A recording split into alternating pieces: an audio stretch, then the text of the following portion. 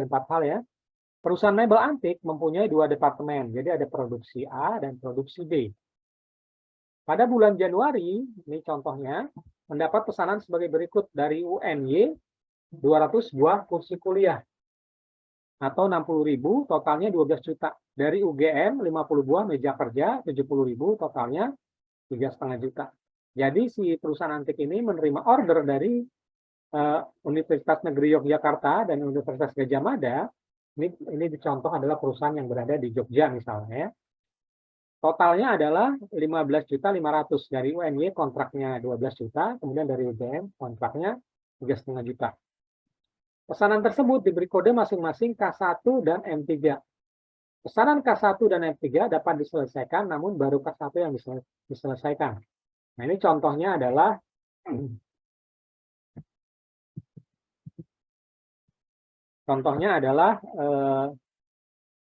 K1 itu sudah diserahkan ke konsumen, tapi M3-nya belum diserahkan. Nah, di sini transaksi yang terjadi untuk memenuhi pesanan K1 dan M3 adalah sebagai berikut. K1 itu tadi UNY ya, kemudian M3 itu UGM, pesanan dari UGM. Di sini ada 2 departemen, Departemen A dan Departemen B. Jadi K1 untuk order K1, Departemen A, ini untuk pemakaian bahannya 4 juta. Kita berbicara pemakaian bahan dulu. Di K1, itu Departemen A terpakai 4 juta, Departemen B terpakai 1 juta, jadi total 5 juta. Kemudian untuk pesanan M3, Departemen A 1,5 juta, kemudian Departemen B 250.000. Total 1.750.000. Sehingga untuk bahan baku totalnya, untuk Departemen A terpakai 5.500.000, untuk Departemen B nilainya 1.150.000, total jadi 6.750.000. Ini adalah untuk menghitung pemakaian bahan. Nah, kita akan menghitung pemakaian tenaga kerja langsung. Untuk order A1, Departemen A 1.600.000. Untuk Departemen B 800.000. Jadi total untuk tenaga kerja langsung di pesanan K1 itu totalnya 2.400.000. Kemudian di pesanan M3, Departemen A tenaga kerjanya adalah 500.000 karena ordernya lebih sedikit tadi ya kan, nilai kontrak K1 12 juta, kontrak M3 itu 3.500.000, sehingga jumlahnya lebih kecil. M3 biaya tenaga kerja 500.000, Departemen B 200.000, total 700.000. Jadi biaya tenaga kerja langsung di Departemen A totalnya 2.100.000, kemudian Departemen B 1 juta, total adalah 3.100.000. Nah, itu adalah data ya, data untuk order K1 dan M3 terkait dengan bahan baku, kemudian terkait dengan biaya tenaga kerja langsung. Nah, di sini kita masuk ke biaya overhead pabriknya berapa. Jadi ada 3 komponen. Pertama biaya bahan baku, kemudian biaya tenaga kerja langsung, yang ketiga adalah biaya overhead. Nah, tadi kan di atas ditentukan berapa nilainya, kuantitinya, koefisiennya. Jadi di sini ditentukan untuk Departemen A, BOP yang dibebankan itu 50% dari biaya bahan baku, yaitu 2.700.000. Kemudian kalau Departemen B itu 80%. Biaya tenaga kerja langsung 950.000. Dari data tersebut diminta untuk membuat jurnal-jurnal yang diperlukan dan job order cost sheet masing-masing pesanan. Nah, kita akan menghitung. Yang pertama adalah jurnalnya apa saja yang diperlukan. Yang pertama adalah BDP, biaya dalam proses dikurangi bahan baku Departemen A, yaitu 5.500.000.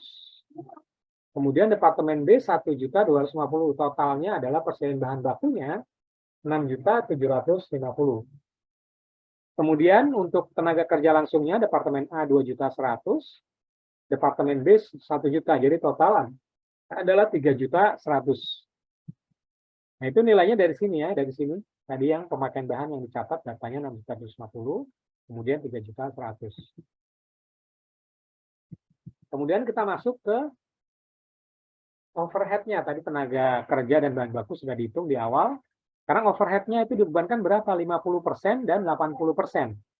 Jadi 50% untuk Departemen A itu 4 juta, plus 1.500.000 tadi bahan bakunya 5,5 juta, dikali 50%. Jadi 2.750.000. Kemudian ya, di Departemen B itu 80%, 800.000 plus 200, Jadi total 800.000, 80% dari 1 juta. Nah, sekarang BOP yang dibebankan di Departemen A adalah 2.750.000 dan yang di Departemen B adalah 800.000. Sekarang mencatat biaya overhead pabrik yang sesungguhnya, BOP sesungguhnya Departemen A, yaitu 2.700.000 dan Departemen B 950.000. Totalnya adalah 3.650.000. Nah, jurnalnya apa saja? Yang pertama adalah BDP, kurangin HPP, Departemen A dan Departemen B itu 10.350.000. Ya, di sini ya, 10.350.000. Kemudian bahan-bahan Departemen A 5.500.000 tadi, kemudian tenaga kerjanya 2.100.000, dan overhead pabrik tadi yang dibebankan ada 50% dan 80%, totalnya adalah 2.750.000. Sekarang adalah mencatat pemindahan dari Departemen B ke produk jadi atau finished goods dan program BDP-nya. Persediaan produk jadinya tadi 10.040.000 ya, persediaan BDP-nya 3.360.000.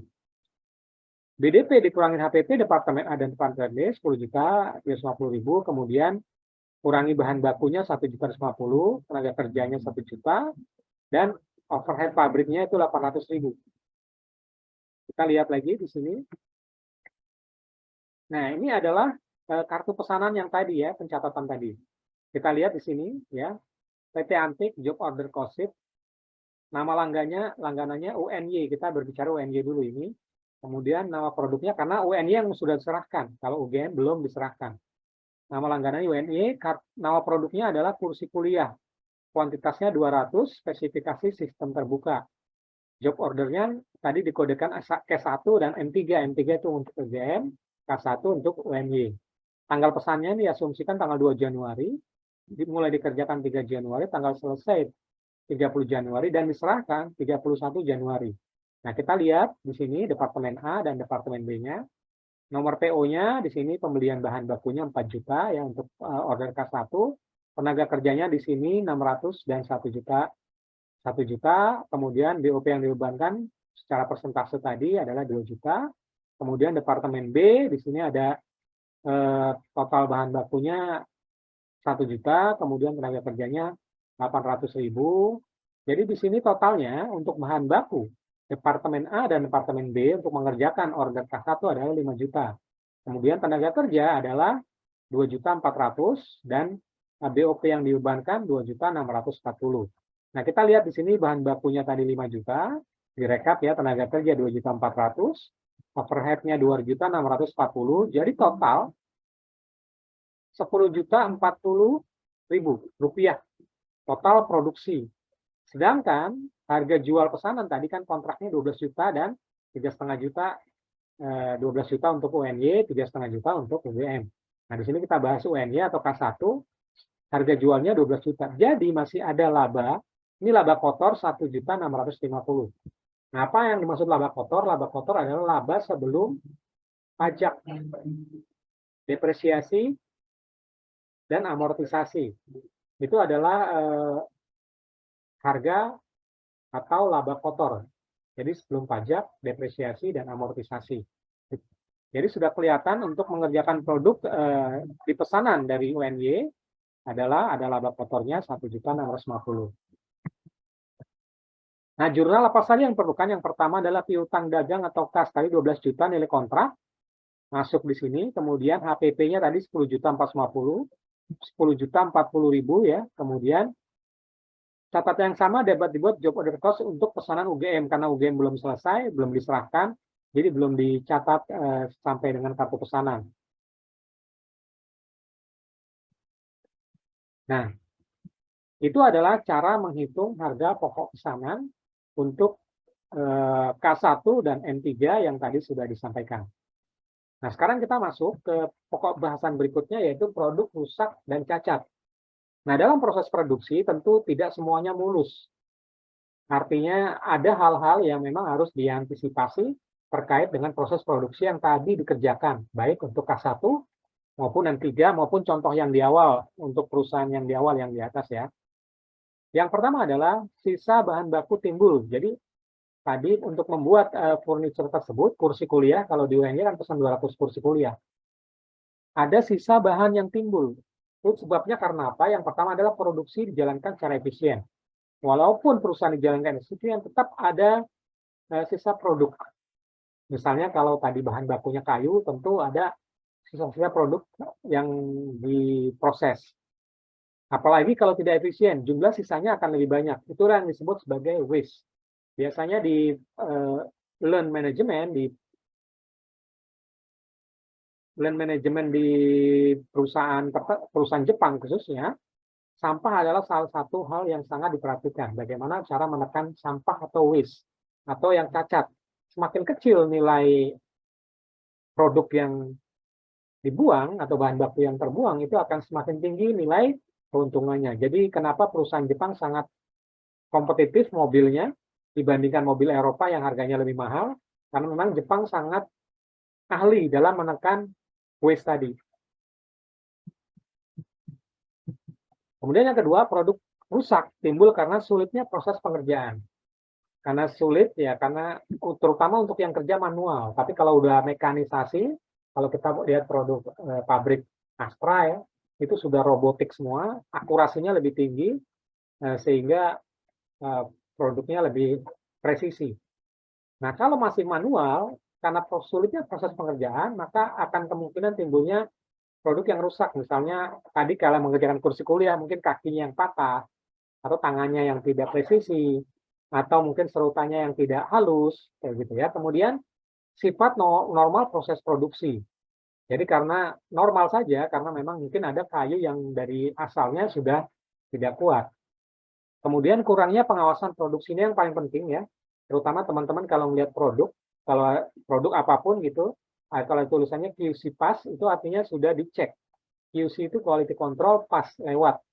Jadi kalau teman-teman beli pabrik di produk di luaran, nah, kemudian dicek, di situ ada tulisannya QC pass. Terutama untuk produk elektronik biasanya ada tulisan seperti itu. Artinya produk tersebut telah melalui proses pengawasan. Kemudian yang terakhir, produk cacat timbul karena sulitnya proses pengerjaan, sifat normal proses produksi, dan kurangnya pengawasan. Jadi produk cacat ada yang laku dijual, ada yang tidak laku. Nah, teman-teman kalau di pabrik jeans kan suka ada ya, Levi's gitu, ada produk-produk yang cacat gitu dijual dengan harga yang lebih murah. Tetapi tidak mencantumkan logonya, logonya dibuang dan dijual. Perusahaan biskuit pun begitu, ada beberapa produk yang cacat, dia dijual dalam bentuk bal-balan gitu, dan tidak dikemas, hanya kemas plastik. Kalau teman-teman pergi ke pabrik Kongguan yang ada di Cijantung kalau tidak salah, di situ ada dijual produk cacat, kue-kue itu dengan harga yang murah. Jadi memang seefisien apapun proses produksi, produk-produk yang cacat maupun yang rusak akan tetap ada. Nah, semakin kecil nilai produk rusak dan produk cacatnya, maka perusahaan tersebut akan lebih memiliki nilai kompetitif dibandingkan kompetitornya. Ya, demikian yang dapat saya sampaikan kuliah biaya akuntansi biaya kita yang ke-3 pada malam hari ini. Masih ada waktu 5 menit, teman-teman. Kalau ada yang mau bertanya, saya persilahkan.